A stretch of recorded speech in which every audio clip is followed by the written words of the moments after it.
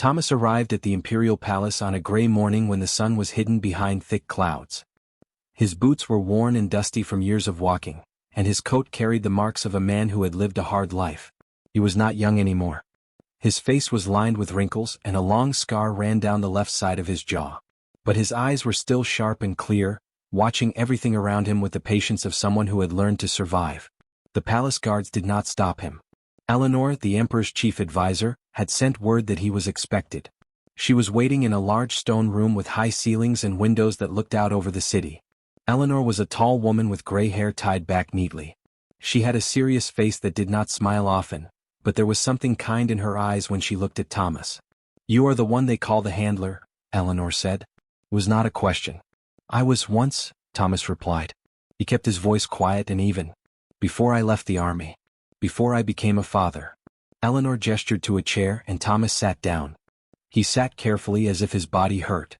Eleanor noticed this small thing and she remembered it. "We have a problem," Eleanor began. She stood and walked to the window. "The Emperor has a dragon. Not just any dragon. Scarath is one of the most powerful beasts in all the kingdoms. But something has changed in him. Something has broken inside." Thomas listened without speaking. This was something he was very good at. "We have sent 12 tamers to work with Scarath," Eleanor continued. 12 trained men and women who know dragons. The first one lasted only 20 minutes before he ran away screaming. The last one lasted almost an hour, but she had to go to the healers after. Her arm will never be the same again. Scarath is destroying everyone we send to him." "Why?" Thomas asked simply. Eleanor turned to look at him. "Why what? Why is he broken? What happened to him?" Eleanor was quiet for a long moment. Then she told Thomas the story. Scarath had been the Emperor's greatest treasure. The dragon was beautiful and strong and could fly higher than any other dragon in the land. The Emperor loved Scarath, or at least he loved what the dragon could do for him. He loved showing the beast to other rulers. He loved winning races and competitions with Scarath's help. But one day there was a great flight competition. All the dragons of the neighboring kingdoms came to compete. Scarath was supposed to win. The Emperor was certain of it. But another dragon, a smaller dragon from a distant kingdom, beat him. Scarath came in second place. It was not a terrible loss, but the Emperor did not care about second place. The Emperor only cared about being first. When Scarath returned to the palace, the Emperor was waiting. The Emperor was very angry. He did not speak to Scarath with kindness. Instead, he ordered that the dragon be punished. He wanted everyone to know that failure was not acceptable. So the Emperor took Scarath to a dark chamber deep beneath the palace, and there he broke the dragon's wings himself. Not all the way. Scarath could still move them, but they would never be strong enough to fly properly again. The Emperor wanted the dragon to remember its failure every time it tried to move. After that, Scarath became wild and dangerous. The pain in his wings was always there. The hurt of betrayal was always there too. When people came to work with him, all they saw was a dangerous beast. They did not see a dragon that had been hurt by the one person he trusted most. Thomas stood up and walked to the window. He looked out at the city below, at all the people moving through their lives. He thought about broken things. He thought about his own daughter, Emma, who was sick and needed help that he could not afford. "I will try," Thomas said. Eleanor looked surprised. "You understand what happened to the others? You understand that Scarath may kill you?" "Yes," Thomas said. "But I have worked with broken things before. I was a soldier. I learned how to work with things that are hurt and angry." "This is not a person," Eleanor said. "It is a beast." "Pain is pain," Thomas replied. "Anger is anger. Trust is trust. These things are the same in all living creatures." Eleanor walked Thomas through many hallways and down many stone stairs. The palace was very large and very old. As they went deeper underground, it became colder and darker. Eventually they came to a heavy door made of iron and wood. 2 guards stood outside the door. They looked nervous. Eleanor nodded at them and they opened the door. The chamber inside was vast and dark. Torches on the walls cast flickering shadows everywhere. In the center of the chamber was Scarath. The dragon was enormous. His scales were the color of dark steel, with edges that caught the torchlight and gleamed. His wings were folded against his sides, and Thomas could see that they were scarred and damaged. They hung at strange angles as if they no longer worked correctly. The dragon's eyes were yellow and bright, and they were filled with rage. When Thomas stepped into the chamber, Scarath's head came up. The dragon saw him and made a sound like thunder. It was a warning sound. It meant danger. Thomas did not run. He did not shout. He did not try to give commands or show that he was strong. Instead, he simply walked to the center of the chamber, and then he sat down on the cold stone floor. He sat directly in front of Scarath, close enough that if the dragon wanted to attack, he could do so easily. Eleanor gasped from the doorway, but she did not interfere. Scarath stared at the man sitting in front of him. The dragon did not understand. Every other tamer had come with weapons or chains or whips. They had come with fear and anger. This man just sat quietly. Thomas looked at the dragon and he began to speak. His voice was low and calm. "I know you are hurt," Thomas said. "I know you are angry. I was hurt once too. I was angry. I had a wife and she got sick and died. I had no money to help her. I could only sit and watch her get worse. So I know about anger. I know about pain that does not go away." Scarath shifted. He lowered his head slightly. Thomas continued to speak. He told the dragon about his years in the army. He told him about soldiers who had been broken by war. He told him that he had learned how to sit with broken things without trying to fix them right away. He had learned that sometimes, the most important thing was simply to be present. To listen. To not run away. Hours passed. The sun outside moved across the sky. The torches burned lower. And Thomas sat, speaking in his quiet voice while Scarath listened. As the light began to fade, something changed in the dragon's eyes. The rage was still there, but it was not as bright. There was something else now too. Something that looked almost like understanding. Scarath did not attack. Thomas was still alive. The weeks that followed were different from anything the palace had ever seen. Thomas came to the dragon's chamber every morning before the sun rose. He came alone, without guards or weapons. He carried nothing but a small bag of food and water for himself. Eleanor watched this routine with growing curiosity. She had never seen anyone approach a dangerous creature the way Thomas did. On the second day, Thomas brought something new. He brought a book. He sat in the same spot where he had sat before and he read aloud to Scarath. The dragon did not understand the words. The dragon probably did not even know what a book was. But Thomas read anyway, his voice steady and calm, filling the chamber with sound that was not threatening. Scarath lay on the far side of the chamber, watching the man. The dragon's yellow eyes followed Thomas's every movement, but there was no aggression in that watching. It was the watching of a creature trying to understand something new. On the fourth day, Eleanor came to the chamber carrying a stack of old documents. She had found records that told the story of Scarath's life before the breaking.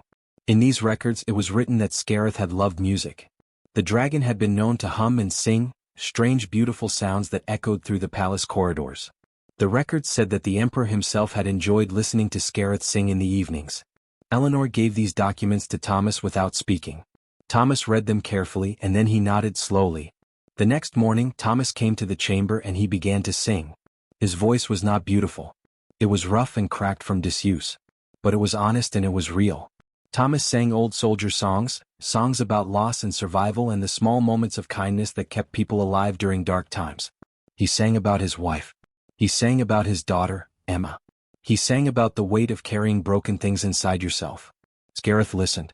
And on that morning, something happened that had not happened since the emperor broke the dragon's wings. Scarath began to hum. The sound was low and deep, like distant thunder, but it was not angry thunder. It was something else. It was the sound of a creature remembering what it had been before pain changed it. Thomas stopped singing and listened. He understood what he was hearing. He understood that the dragon was beginning to trust him. In the third week, Eleanor brought Thomas something else. She brought medical records. These records told of a dragon healer who lived in the city, a woman named Catherine who had studied the healing of magical creatures for many years. Eleanor said that Catherine had asked to see Scarath, but the palace had always refused. The emperor did not want anyone examining the dragon too closely. But Eleanor was beginning to question this decision. "Can you help him?" Eleanor asked Thomas quietly. "Can you help me convince Catherine to come here? Can you help me convince the emperor to let her try?" Thomas thought about this for a long time. "The dragon needs help," he said finally. "But he also needs to want that help. He needs to choose it. If we force a healer on him, it will only remind him of pain." Eleanor nodded. This was what she had hoped he would say. Thomas spent 2 more weeks with Scarath before he mentioned the healer. He did this by talking about Emma. He told the dragon about his daughter's sickness. He explained that Emma was getting better because people were helping her. He explained that help was not always a bad thing. Sometimes, help came from people who wanted to make broken things better again. When Thomas finally brought Catherine to the chamber, Scarath did not attack. The dragon was cautious, yes. Scarath moved carefully and watched Catherine with suspicious eyes. But he allowed her to approach. He allowed her to touch his damaged wings. Catherine's examination took many hours. She moved very gently, speaking in soft tones to the dragon. She explained what she was doing. She explained that she was looking for ways to help. When she finally stepped back, there were tears in her eyes. "His wings are badly damaged," Catherine said to Thomas and Eleanor. "But not beyond help. It will take time. It will take patience. But I believe I can help him fly again." Eleanor smiled. It was the first real smile Thomas had seen from her. Over the next several weeks, Catherine came to the chamber daily. She brought medicines and salves. She worked on Scarath's wings with careful, gentle hands. Thomas was always there. He would sit beside the dragon and speak in low tones while Catherine worked. He told Scarath that the pain would get better. He told the dragon that healing took time, but that it was worth it. In the 4th week of treatment, Emma came to the palace. Her sickness was responding to the physician's care, and Thomas had brought her to the palace to stay with him while she recovered. Thomas had not planned to take Emma to the dragon's chamber. It was against all the rules. But one morning, Emma asked to see the creature that her father spent so much time with. Thomas hesitated. Then he took her hand and brought her down into the chamber. Scarath saw the small girl and something changed in the dragon's face. The yellow eyes softened. The tension in the dragon's great body released. Emma walked forward slowly, not afraid. She was too young to understand fear in the way adults did. She only understood that there was a large creature in front of her, and her father said it was okay. Emma reached out her small hand and touched Scarath's scaled snout. The dragon was still. The dragon was very, very still. "You're hurt like Papa was?" Emma said in her clear young voice. "Papa gets sad when he remembers the war. But he says getting better takes time. He says being kind helps." Scarath made a soft sound, not the angry roar the dragon was known for, but a gentle humming sound. The dragon lowered its massive head until it was close to Emma's face. Eleanor, watching from the doorway, felt tears come to her eyes. In that moment, something shifted in the palace. People began to talk about the broken dragon and the man who was healing it. People began to question why the emperor had hurt Scarath so badly. People began to wonder if there might be another way to handle creatures that failed. Not through punishment and breaking, but through healing and understanding. Catherine reported to Eleanor that Scarath's wings were growing stronger. The dragon would soon be able to fly again, though not perfectly, not yet. But fly could. Eleanor knew that this would anger the emperor. She also knew that she no longer cared very much about the emperor's anger. Some things were more important than imperial pride. The 5th week began with a discovery. Thomas was sitting in the chamber with Scarath one morning when Eleanor arrived with a troubled expression. She held a thick leather journal in her hands, and she sat down beside Thomas without speaking for a long moment. "I have been reading the emperor's private records," Eleanor said quietly. "I should not have, but I needed to understand something. Thomas, I need to tell you what really happened to Scarath." Thomas waited. He had learned that Eleanor would speak when she was ready. Eleanor opened the journal and showed Thomas the emperor's own handwriting. The words told a story that was even worse than Thomas had imagined. Scarath had not just lost a competition. The emperor had deliberately sabotaged the dragon before the race. He had given Scarath food that made him weak. He had kept the dragon awake the night before the competition. The emperor had done this because he wanted to teach Scarath a lesson about obedience. He wanted the dragon to understand that if it did not win, there would be punishment. But the plan had not worked the way the emperor expected. Scarath had tried his best anyway. The weakened dragon had still almost won. But when Scarath came in second, the emperor's shame was so great that he could not think clearly. In his anger, he had broken the dragon's wings. Now, reading his own words months later, the emperor seemed to have forgotten why he did it. He wrote in his journal that Scarath was simply broken. A broken dragon that could not be fixed. A broken dragon that deserved nothing but isolation. Thomas read the words carefully. When he finished, he handed the journal back to Eleanor. "The dragon is not broken," Thomas said. "The dragon was broken by someone who was broken himself. The emperor breaks things because he is broken inside." Eleanor nodded slowly. "I think you are right. But what do we do with this understanding?" "We heal what we can," Thomas said. "We cannot heal the emperor. But we can heal Scarath." In the 6th week, something remarkable began to happen. Scarath's wings grew stronger every day. Catherine brought special oils that helped the damaged tissue repair itself. Thomas brought Emma to visit whenever he could. The small girl would sit between the dragon's front legs and read stories aloud. Scarath would listen with his head tilted, as if he understood every word. One afternoon, Catherine came to the chamber with an important announcement. "Scarath is ready to try flying," she said. "Not far. Not high. But the wings are strong enough now. If the dragon wants to try, I think he can do it." Thomas looked at Scarath. The dragon looked back at him. There was no fear in those yellow eyes anymore. There was only hope. The next morning, they took Scarath to an open courtyard that was surrounded by high walls. No one could see in or out. This was a private space where the dragon could try to fly without the Emperor watching. Without judgment or expectation. Thomas stood in the center of the courtyard with Scarath.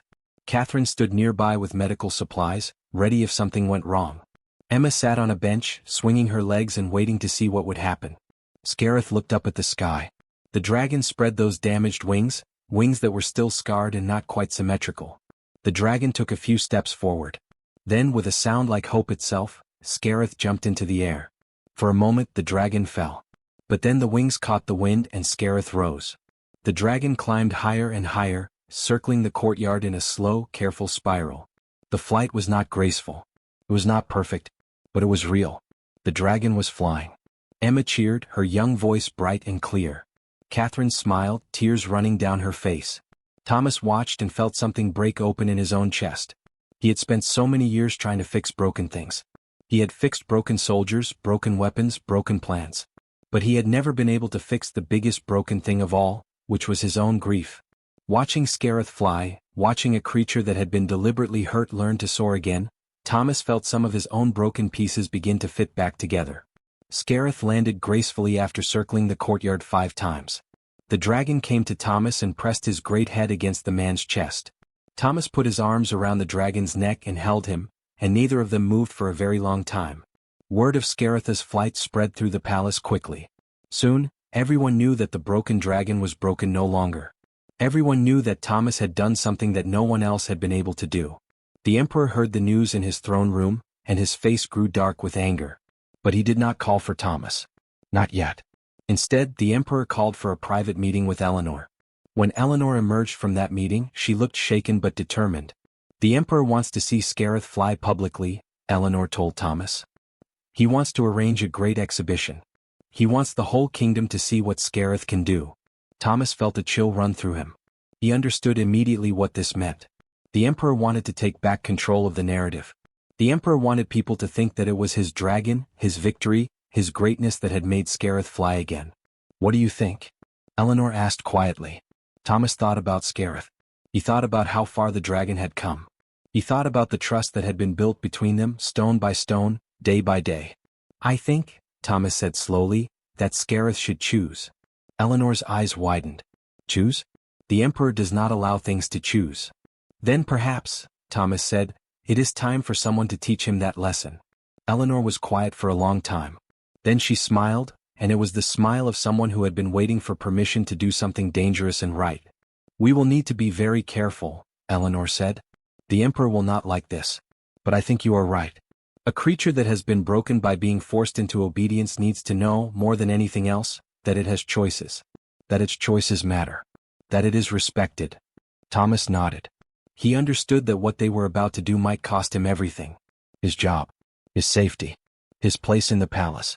But he also understood that some things were more important than safety. Some things were more important than comfort. Some things were about what was right. The announcement came on a gray morning. The Emperor had declared a great public exhibition. All the nobles and important people of the kingdom would gather in the great amphitheater. Scarath would fly and Thomas would ride on the dragon's back. It would be a spectacle that had not been seen in many years. The Emperor himself would present the dragon to his people as a symbol of imperial power and control. Eleanor brought the news to Thomas in the chamber where he was sitting with Scarath. She did not look happy. "The Emperor has decided," Eleanor said. 3 days from now, at the height of the sun, Scarath must fly with you in front of thousands of people. The Emperor has ordered that you perform the exact same flight that ended so badly before.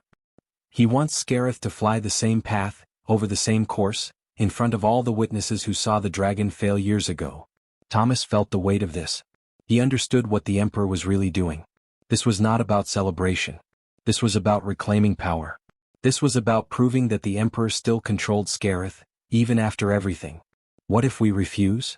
Thomas asked quietly. Eleanor's face went pale. If you refuse, the Emperor will have you arrested. Possibly worse. He will also order Scarath to be locked away again. He might even order the dragon killed. Thomas stood and walked to Scarath. He placed his hand on the dragon's neck and felt the strong heartbeat beneath the scales. He felt the warmth of the dragon's body. He thought about how far Scarath had come. He thought about trust and choice and what it meant to truly heal something. I need time to think, Thomas said to Eleanor. Please tell the Emperor I will give him an answer by tomorrow morning. Eleanor left and Thomas sat with Scarath through the long night. He did not sleep. He sat and thought about his choices. He thought about Emma who needed him.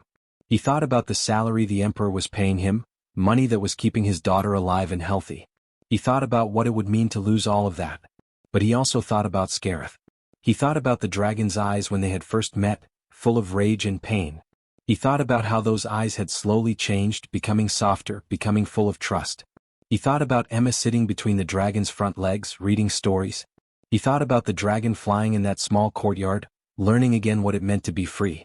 He thought about broken things. He thought about the Emperor, who had broken Scarath deliberately and then broken him again and again through control and punishment. He thought about the cycle of breaking that would never end if someone did not have the courage to stop it. By morning, Thomas knew what he had to do. He went to Eleanor's chamber early before the sun was fully up. Eleanor was already awake as if she had not slept either. She was sitting by her window looking out at the city. I will not do it, Thomas said simply. Eleanor turned to look at him. You understand what this means? Yes, Thomas said. I understand. You will lose everything, Eleanor said softly. Your position, your salary, your safety. The Emperor will see this as a betrayal. I know, Thomas replied. But I will not use Scarath's trust to serve the Emperor's pride. The dragon has been used as a tool of punishment for too long. I will not be the instrument that continues that cycle. I will not force Scarath to fly on command, just to prove that the Emperor still owns him. Eleanor stood and walked to Thomas. She looked at him for a long moment, and then she placed her hand on his shoulder. I was hoping you would say that, Eleanor said quietly. I have been waiting for someone to refuse. I have been waiting for someone to stand against the Emperor's way of breaking things. What will you do? Thomas asked. I will do something I should have done a long time ago, Eleanor said. I will speak to the court. That afternoon, Eleanor called a meeting of the Emperor's closest advisors. She brought them to the amphitheater where the exhibition was to take place. There she told them everything. She told them about how Scarath had been deliberately damaged by the Emperor. She told them about the dragon's healing. She told them about Thomas and his refusal to force the dragon to obey. Some of the advisors looked shocked. Some looked angry. But one by one they began to speak. They spoke about power that came from fear versus power that came from respect. They spoke about rulers who broke things versus rulers who built things. They spoke about a new way of leading, a way that did not require constant punishment and control. Eleanor saved her most powerful words for last. The Emperor's way has made him powerful, she said. But it has also made him lonely. Scarath was once his friend. Now the dragon is his prisoner. Is this what power truly means? To turn everything you touch into a tool that serves your pride. When the Emperor heard of this meeting, he was furious. He summoned Thomas to the throne room. Guards surrounded the man, and the Emperor's face was red with anger. You have turned my advisors against me, the Emperor said. You have made me look weak in front of my own court. You have refused my direct command. These are acts of rebellion. These are acts that deserve death. Thomas stood straight and met the Emperor's eyes. I have only asked that a creature be allowed to choose. I have only asked that trust matter more than control. If this is rebellion, then I accept the punishment. The throne room was silent. Everyone waited to see what the Emperor would do. Then Eleanor stepped forward. She was trembling, but her voice was steady. Your Majesty, she said. The people of the kingdom have been told about Scarath. They know about the broken dragon and the man who healed him without force or punishment. They are waiting to see what happens next. They want to know if their Emperor will continue to break things, or if he will learn a new way. The Emperor stood from his throne. For a moment, Thomas thought this was the end. For a moment, he was certain the Emperor would order his execution. But then the Emperor spoke and his voice was quieter than before. Bring the dragon, the Emperor said. And this man. I will see this choice that everyone speaks of. 3 hours later, Thomas stood in the great amphitheater with Scarath. Thousands of people filled the stone seats around them. The Emperor sat in his high chair, watching. Eleanor stood nearby, her hands clasped tightly. Thomas placed his hand on Scarath's neck and spoke to the dragon quietly, so that only the dragon could hear. You can choose, my friend. You can fly or you can stay. No one will punish you either way. This choice is yours alone. The amphitheater was completely silent. Everyone understood what was happening. This was not about obedience. This was about choice. This was about respect. Scarath looked at Thomas. The dragon looked at the sky.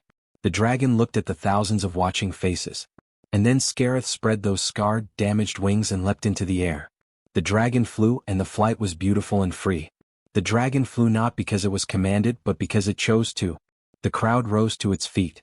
They cheered for the dragon. They cheered for Thomas.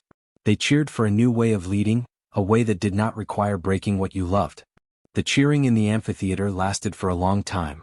When Scarath finally landed, the dragon was surrounded by people who wanted to touch the magnificent creature, who wanted to celebrate what they had witnessed. Thomas stood beside the dragon, his hand resting on Scarath's neck, feeling the dragon's heart beating fast from the effort of flight. The emperor did not move from his high chair. He sat and watched everything with an expression that was difficult to read. When the crowd finally grew quiet, he stood and raised his hand for silence. Thomas, the emperor called out.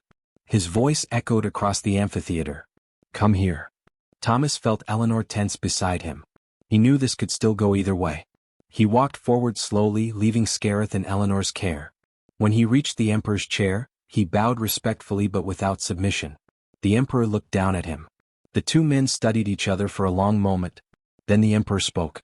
You have refused my orders, the emperor said. You have questioned my authority. You have made me look foolish in front of my people.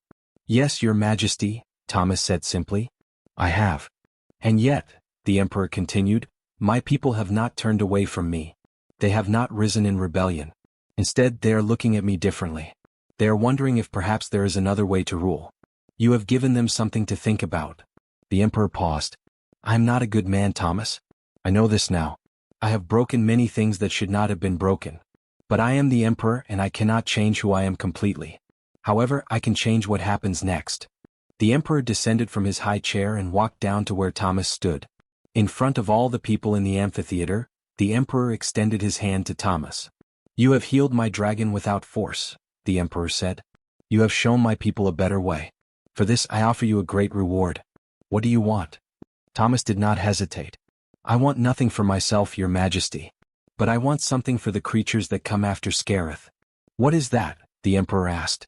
I want to build a sanctuary, Thomas said. A place where hurt animals can go to heal. A place where they will not be forced or punished but cared for and respected. A place where they can learn to trust again. And I want the resources to do this work. The emperor was quiet. Then he smiled, and it was a real smile, not the cold smile of someone showing power. This I grant you, the emperor said. You will have land, money, and workers. Build your sanctuary. Show my kingdom that there is another way to treat the creatures that live with us. The crowd in the amphitheater erupted in cheers again. Eleanor smiled, and Thomas saw tears in her eyes. In the weeks that followed, Thomas began the work of building. The emperor gave him a large piece of land on the outskirts of the capital city, land that had once been a place of punishment and confinement. Thomas transformed it into something beautiful. He built shelters with high roofs and open windows. He built spaces where animals could move freely without chains or cages. He built areas where creatures could rest and heal. Catherine, the dragon healer, came to work at the sanctuary. She brought her knowledge and her compassion. Eleanor visited often, bringing supplies and helping with the planning. Emma, now stronger and healthier, spent her days at the sanctuary helping to care for the animals. The first creature to arrive after Scarath was a great cat named Mara. The cat had belonged to a noble who believed that pain and fear were good ways to train animals. Mara had been beaten and starved until she was thin and wild. When the noble died, Mara was brought to Thomas with a note saying the creature was too dangerous to be kept anywhere else. Thomas brought Mara to a quiet shelter and simply sat with the cat, day after day, the way he had sat with Scarath. He brought food and left it nearby. He spoke in soft voices. He did not try to touch the cat or control it. He simply offered presence and safety. After 2 weeks, Mara ate from his hand. After a month, the cat allowed him to examine her injuries.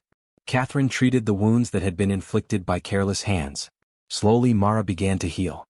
The wildness in her eyes softened, and something like peace began to replace the fear. Word spread through the kingdom about the sanctuary. More hurt creatures began to arrive. A bird with broken wings. A horse that had been worked until it could barely stand. A small reptile that had been kept in complete darkness. Each creature brought its own story of pain and neglect. Each creature was given time, care, and the choice to heal at its own pace. Thomas worked from dawn until dark, but he was never tired. This work gave him purpose in a way his old life never had. The military had taught him how to break things efficiently. But here, in the sanctuary, he was learning how to fix things, how to heal things, how to help broken creatures remember that they were worthy of love. A year after the Great Exhibition, the Emperor visited the sanctuary. He came without his guards, without ceremony. He simply walked through the grounds and observed what Thomas had built. The Emperor watched Thomas work with a young dragon that had been abandoned by its herd. He watched Emma sitting beside a wounded fox, reading stories aloud. He watched Catherine carefully applying healing salves to an old horse's scars. When the Emperor found Thomas, the Emperor did not speak for a long time. He simply stood beside the man and watched Scarath fly across the sanctuary's open sky. The dragon had fully recovered now. Scarath flew beautifully, with grace and strength, and the scars on the wings only made the flight more remarkable, more real. "I was wrong," the Emperor said finally. "I spent my life believing that power came from breaking things and controlling them. I thought that if I could bend everything to my will, I would be strong. But I see now that true strength comes from a different place." "What place is that?" Thomas asked. "From the courage to heal what has been broken," the Emperor said. "From the willingness to respect even the smallest creature. From understanding that love matters more than control." The Emperor looked at Thomas. "You have changed my kingdom. You have shown my people a better way. I want you to know that I am grateful for this." Thomas bowed respectfully. "Thank you, Your Majesty." In the years that followed, the sanctuary grew. More sanctuaries were built in other parts of the kingdom, all following Thomas's model of care and respect. Emma grew into a young woman who dedicated her life to helping injured animals. Catherine trained other healers in her methods. Eleanor became the Emperor's chief advisor in all matters concerning the treatment of creatures, and she worked to change the law so that animals had protections they had never had before. Scarath became the sanctuary's symbol and its heart. The dragon flew freely over the grounds, visiting the other healing animals, offering comfort through its presence. The dragon that had been broken by cruelty had become a healer in its own right. On quiet evenings, Thomas would walk to the highest hill of the sanctuary and watch Scarath fly against the setting sun. The dragon would circle once, twice, 3 times and then descend to land beside Thomas. Man and dragon would stand together, 2 creatures that had been broken by the world and then healed by choosing to heal each other. This was humanity's truest strength. Not the ability to conquer or dominate. Not the power to break and control. But the radical, dangerous, beautiful choice to see pain in another creature and answer with compassion. To sit with broken things. To offer time and care and respect. To believe that healing was possible even for the most damaged soul. This was the legacy that Thomas left behind. Not glory or conquest, but a simple truth that transformed a kingdom. In a world that had taught everyone to break things, one man had chosen to fix them instead. And everything changed.